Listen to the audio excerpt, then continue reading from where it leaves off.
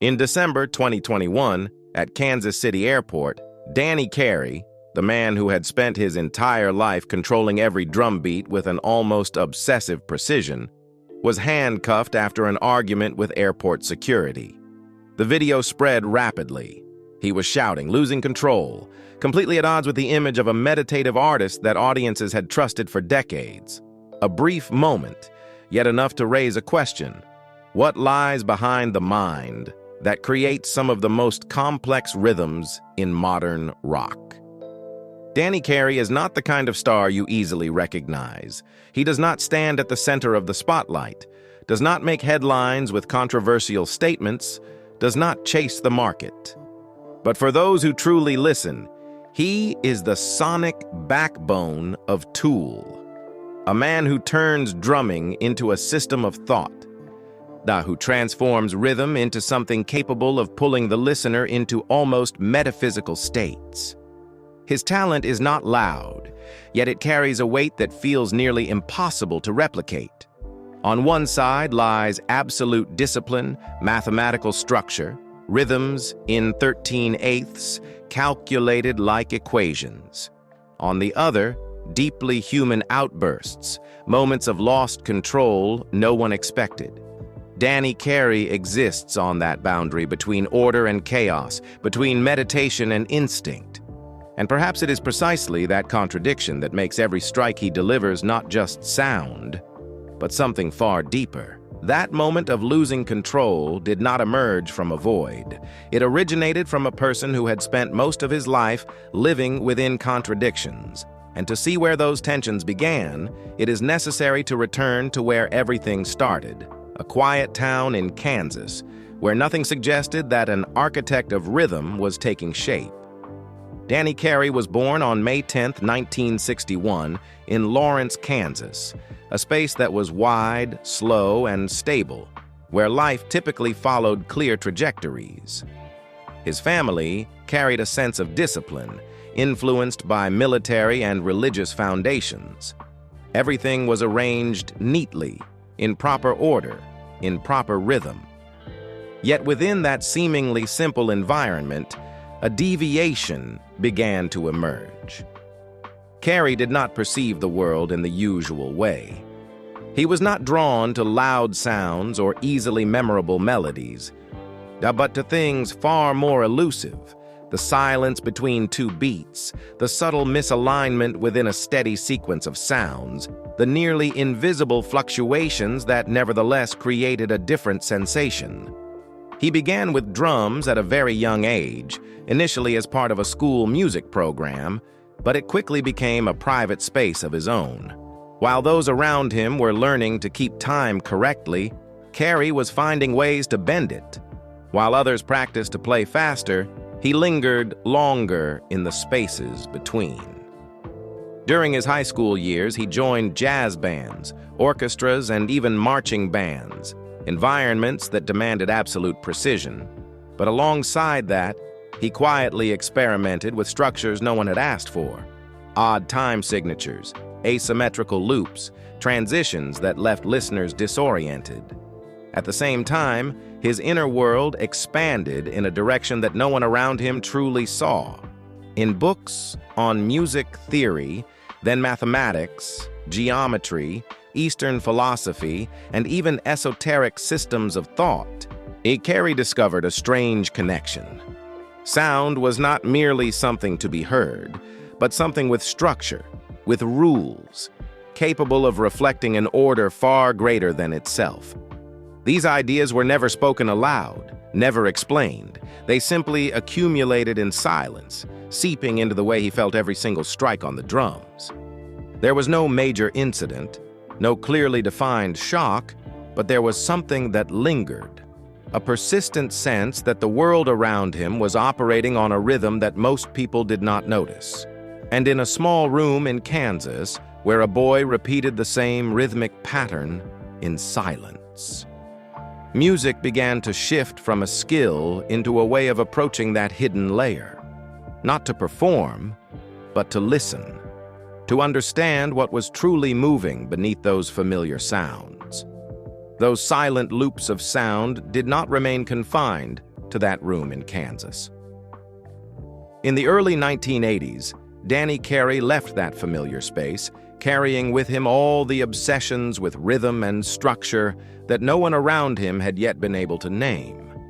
He played in small bands, moved through multiple cities before eventually settling in Los Angeles, a place where nothing was stable anymore, and nothing orderly and nothing safe. Jazz, fusion, rock. He played everything, not to find a style, but to test how far each sonic system could be bent before it shattered. In Los Angeles of the 1980s, where music was a collision between the market and rebellion, Carey entered underground projects like Green Jelly, a nearly chaotic environment where performance overshadowed technique, where sound was sometimes just an excuse for madness on stage. Yet within that disorder, something else began to form. He was not swept away by the noise, nor was he simply trying to prove he could play better than others. Carey started building his own approach. Each strike did not stand alone, but functioned as part of a larger system, where rhythm did not merely follow the song, but controlled the way the song existed. The nights performing in small Los Angeles clubs brought neither fame nor money. Dim lights, raw sound, audiences that changed every night. He played in front of people who did not care. Ayor did not have the patience to understand. At times, his playing was seen as something off-standard, too complex, too structurally heavy in a context where rock was increasingly simplifying itself to reach a broader audience. But Carey did not reduce it. He held on to that approach, as if simplifying it would destroy what he was trying to preserve inside himself. Then came a point where everything began to connect. In 1990, he met Maynard James Keenan and Adam Jones. Not a fated encounter written in advance, but a convergence of people dissatisfied with how music was existing. Tool formed from that meeting, but without a clear map. They didn't know what they would become, only that what they were doing was not like the rest. The EP Opiate, released in 1992, didn't create an immediate explosion, but it left behind a feeling difficult to name. The sound was heavy, dark, tense, and the drums did not sit beneath the surface, but rose up as a current of their own, holding, pulling, and distorting the structure of the music. At a time when grunge was spreading with simple, direct structures, what Tool brought moved in the opposite direction. That was not merely a musical choice, but the origin of internal friction within the band itself. There was no absolute unity in the early stages. Ideas about structure, complexity, and how far music should go constantly collided. Carey pushed rhythm further, more complex, denser, while the reality of the market and even part of the internal dynamic stood before the question, could the audience follow? The early songs were not just experiments in sound, but experiments in limits, between preserving essence and surviving in a world that did not wait for things too difficult to understand. And in cramped rehearsal rooms, amid tense exchanges without immediate resolution, Carey remained there, repeating the rhythmic patterns he believed were right, just as he had done in Kansas. Not to prove anything to anyone, but to keep what was inside him from being broken by what was happening outside. That tension did not stay confined to the rehearsal space. When Undertow was released in 1993, everything suddenly shifted faster than anyone in the band could control. The album did not just open the door to the mainstream, it placed Tool into a position they had never prepared for, being noticed, being expected, and being watched. Songs like Sober and Prison Sex spread widely, bringing in a new audience, but at the same time, bringing pressure to become more accessible. In working sessions, discussions began to revolve around simplifying structures, making the music more direct, more approachable. Carey did not move in that direction. He maintained his playing, dense, offset, intentional, as if simplifying it would cause the entire system to collapse. Between the expansion of fame on one side and the fear of being reshaped to fit on the other, the first clear contradiction emerged. Would this music exist on its own terms, or be adjusted in order to survive longer? 3 years later, enigma arrived as an uncompromising answer. There were no signs of making things easier to hear. On the contrary, the music became less accessible, heavier, more complex. The drum patterns no longer simply supported the foundation but began to split into multiple layers, stacking upon each other, pulling the songs in unpredictable directions. In 46/2, the drums move like a process of transformation, not repeating in cycles, but evolving through stages. In enigma, rhythm pushes tension to the point of near explosion. It is no longer playing to serve the song, but the song being constructed around the drums. When the album won a Grammy for enigma, recognition came from the outside, but internally, nothing became easier. The creation of enigma had been prolonged, costs increased, and every step ran counter to expectations of a more streamlined product after previous success. Tool began to be seen as an uncontrollable entity, unwilling to follow the conventional trajectory of the industry. Then everything slowed in an unusual way. After enigma, there was no new album, no clear signal of the next direction. Issues related to contracts and label structure dragged on, transitioning from Zoo Entertainment to Volcano, leaving the creative process suspended in a state of limbo. Time passed, but no output emerged. The silence lasted long enough to generate doubt from both outside and within. When a band at its peak suddenly disappears from the current, the question is no longer, what will they do next? But, do they still exist in the same way? During that period, no drums were heard publicly, yet the pressure accumulated in every unplayed beat. Between legal constraints, financial realities, and a growing weight of expectation, waiting for something no one knew would emerge, or in what form. That silence did not persist without meaning. It accumulated, compressed, and when Lateralus emerged in 2001, nothing returned in the old way. It fractured in an entirely different direction. The album debuted at #1 on the Billboard 200, sold millions of copies, yet those numbers barely reflected what was happening inside it. This was no longer music written to be heard, but music constructed as a system. In the track, Lateralus, and the structure does not follow conventional intuition, but adheres to the Fibonacci sequence, an ancient mathematical order woven into the way rhythms are divided, the way melodies develop, even the way listeners perceive the passage of time within the song. There, the drums are no longer a foundation. They become the axis, the element that keeps the entire structure from collapsing as everything around it constantly shifts. Songs like Schism do not impress solely through technique, but through the sensation of fragmentation and self-reconnection, as if the rhythm is searching for itself again. Parabola expands emotional space through rhythmic movements that feel almost physical. No part exists independently.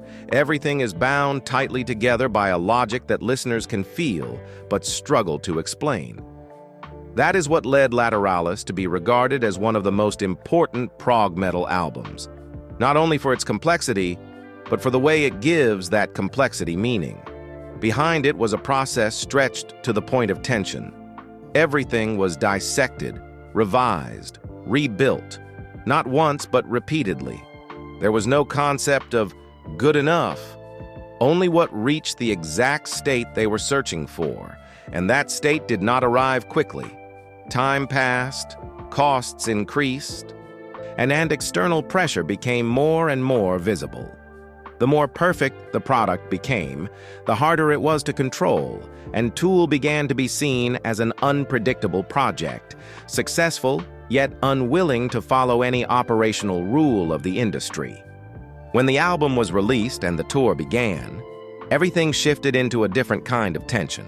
Larger stages, bigger audiences, broader recognition. Danny Carey was now mentioned as one of the most technical drummers in the world, not just for speed or power, but for his ability to maintain complex structures in a stable state. Yet at the same time, the distance between the band and the market did not shrink. They did not enter the familiar promotional system, did not exploit personal image, did not follow the media channels that were shaping popular culture at the time. MTV, interviews, image campaigns, all the elements that could make a band more accessible were deliberately set aside. The contrast became increasingly clear. Tool grew larger, but not closer. Their music spread, but did not simplify. And at the center of it all, Carey continued to hold rhythm in his own way, not faster, not louder, but deeper, as if each strike was moving further into a structure that he himself was still exploring. That rhythm did not stop after Lateralus. It was pushed further, heavier, denser, until 10,000 Days appeared in 2006. The album still topped the Billboard charts, still sold millions of copies, but the feeling surrounding it was no longer one of consensus. The music opened outward in a broader, more fragmented direction, at times seeming to challenge the listener itself. In Vicarious, the drums sustain a constant tension, never resolving, as if pulling the listener through a loop with no stopping point. Rosetta Stoned fractures into multiple overlapping rhythmic layers with constantly shifting tempos, offering almost no fixed anchor. Not everyone could follow.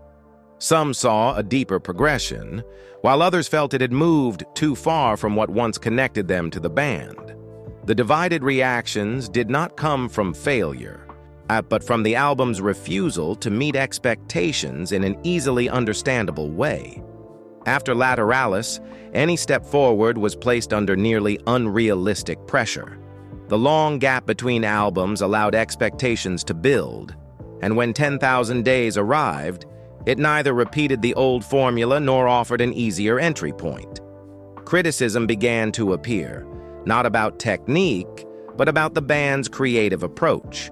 Too slow, too calculated, too concept-heavy. But for Carey, pushing rhythm further had never been a strategic choice.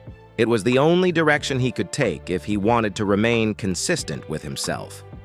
Then everything fell into another void. Not just a few years, but more than a decade.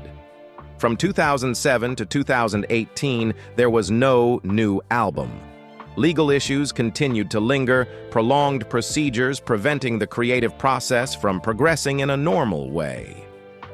But even beyond those external barriers, internally, the band had no clear path forward. After a peak like Lateralus and a controversial step like 10,000 Days, the question was no longer what to write next, but how to continue writing without repeating ourselves. During that time, Carey did not stop. He played in other projects, moved into smaller, more flexible spaces where rhythm was not bound by Tool's heavy structural framework. Jazz jams, projects like Volto, allowed him to move more freely between ideas, to experiment without having to anchor them within a larger system. And yet at the same time, the image of Tool in the public eye began to shift. From a pioneering band, they started to be seen as a slow-moving entity disconnected from the pace of the market. The silence lasted long enough to turn legend into a question mark. When Fear Inoculum arrived in 2019, it was not a typical return. It was a direct confrontation with the expectations that had accumulated over 13 years. The album again topped the Billboard 200. Long tracks far beyond conventional standards still entered the charts, even the title track becoming one of the longest songs ever to appear on the Billboard Hot 100. But what stands out is not the numbers. It is the way Carey plays drums within it. There is no longer a sense of needing to prove anything. No explosive moments designed to impress immediately.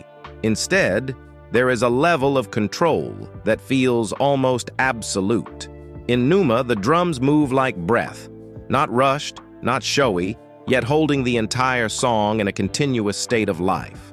The complex rhythms remain, but are placed within a structure so fluid that the listener no longer perceives the boundary between calculation and emotion. In Chocolate Chip Trip, everything condenses into an almost private space, where technique, experience, and instinct are concentrated into a short yet densely packed sequence of motion. The pressure behind that album does not need to be stated to be felt. 13 years of waiting did not only create expectations from the audience, but also established a nearly unattainable standard for the band itself. Every decision was prolonged, every detail dissected. But when the music finally emerged, it did not carry the feeling of compromise. It carried the sense of something that had passed through enough time to reshape itself. Not faster, not easier, but more certain, in a way only those willing to slow down can achieve.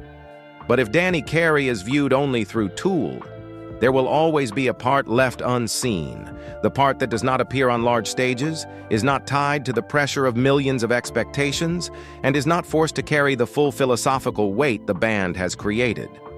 In Volto, he steps into an entirely different space. Jazz fusion opens a kind of freedom that Tool does not allow. There, In Citare is not built as a closed structure, but as a flow unfolding in real time. Rhythm does not need to carry symbolic meaning, does not need to attach itself to any system beyond immediate sensation. Passages extend, transform, then dissolve on their own without needing resolution. There are no longer complex diagrams or layered concepts stacked upon each other. Only a drummer responding to the sound around him, fast, flexible, almost instinctive. By contrast, Pygmy Love Circus pulls him toward another extreme. The sound is raw, heavy, almost chaotic. There is no tight control, no delicate balance, only energy pushed outward directly, sometimes rushed, sometimes deliberately off-beat. This is not a place for refinement, but for release. The strikes become harsher, denser, requiring no explanation.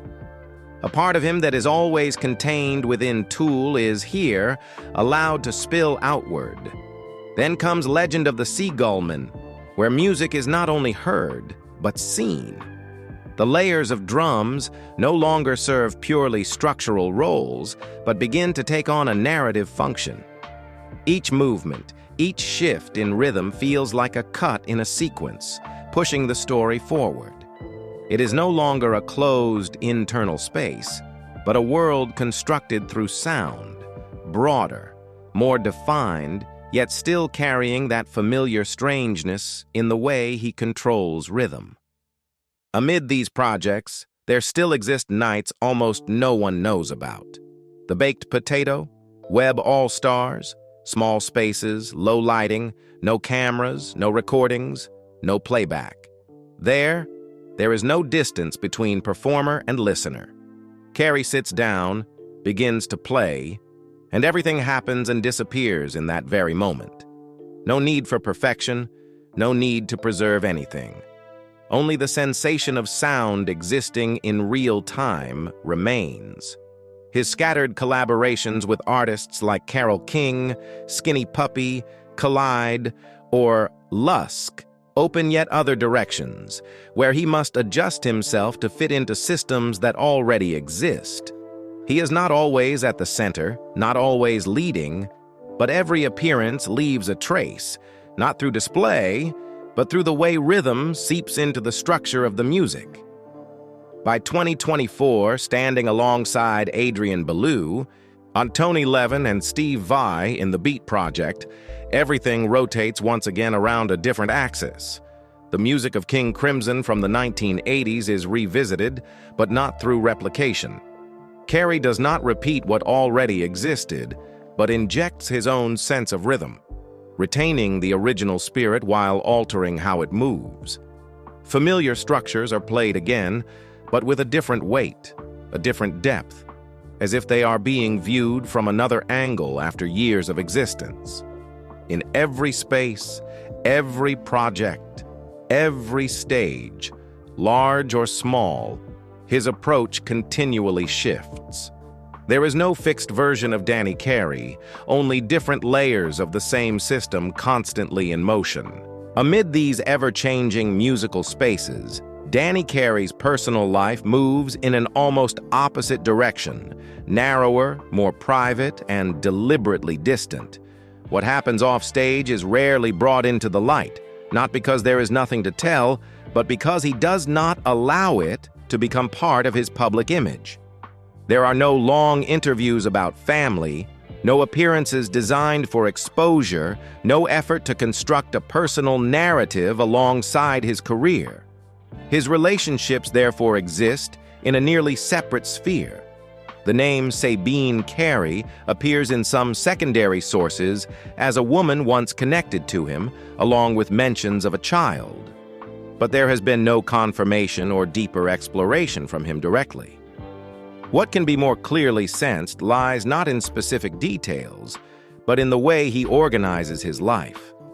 A stable circle of relationships, rarely changing, centered around family, close friends, and long-time collaborators. His living space reflects the same principle. In Malibu, where he spends most of his time when not touring, everything is arranged to serve focus. A private studio where he can work for hours without interruption, carefully selected items from drum kits and electronic equipment to books on geometry, philosophy, and mysticism. This is not a collection for display, but things he truly uses, truly returns to, as part of his thinking process. The rhythm of life off stage is not spontaneous like his drumming. It has structure, routine, familiar repetitions, practice, study, meditation, activities that maintain balance between body and mind. Golf, martial arts, periods of solitude, all form another rhythm, slower, yet no less precise. There is no sign of letting go or drifting by inertia. Everything remains held within a system, just as he holds rhythm in his music. It is precisely this separation that makes Danny Carey's image difficult to grasp. A man who can stand before tens of thousands, creating sonic structures so complex they overwhelm, yet chooses to withdraw completely once he leaves the stage. There is no attempt to bring his private world closer to the public. No need to explain. Only a boundary maintained, clear enough that everything inside remains undisturbed by what happens outside. That boundary seemed as if it would always remain intact, until a moment when it broke apart in a space completely unrelated to music. In December 2021, at Kansas City Airport, Danny Carey was detained after a physical altercation with security staff. Not on a stage, no lights, no drum patterns behind him to control the situation. Only a short video that spread rapidly, capturing the image of an angry man, his voice rising, and a question erupting in a state of lost restraint. "Do you know who I am?" That moment created a kind of offbeat many people were not used to seeing. For some audiences, that image stood in complete opposition to the artist they had known, the one who could sit for hours in silence, waiting for a rhythmic structure to form in his mind before touching the drumsticks. For others, it was not unexpected. A person who spends so much time within control, within structure, within closed systems, may at times react very differently when pulled out of that environment. There was no long explanation, no attempt to control the narrative from the band. Tool remained silent. No official statement, no strategy to ease public opinion. The response, therefore, split on its own. Some people looked at the video and stopped there. and others placed it within the broader context of a person who had always kept himself outside the spotlight. The debates did not reach a common point, nor were they guided in any particular direction. As time passed, the incident was resolved quietly. By 2023, the charges were dismissed. There was no prosecution, no prolonged trial. There were no further statements, no return to explain or justify. Carey returned to his touring schedule, to the studio, to the drum patterns that had always been more stable than any public statement. What remained did not lie in how right or wrong was determined, but in a feeling difficult to name, a rare opening within an image that had been kept sealed for so long. There, control and outburst were no longer clearly separated, but overlapped within the same person. There was no 13/8 rhythm to keep things balanced, no structure to guide emotion in a pre-calculated direction, only a direct reaction, unprocessed. The very thing he had spent most of his life learning to keep behind. The year 2025 was not a loud chapter in Danny Carey's career. There was no new album, no major statement, no explosive media moment. But if one looks closely at his activity rhythm during that year, a familiar pattern appears. Carey has never stopped. He simply shifted into a different state, less visible, but no less intense. In the early months of the year, Carey appeared in a special performance by the band Primus in Punta Cana, not as an official member without any accompanying promotional campaign, yet his presence alone was enough to draw attention within the fan community.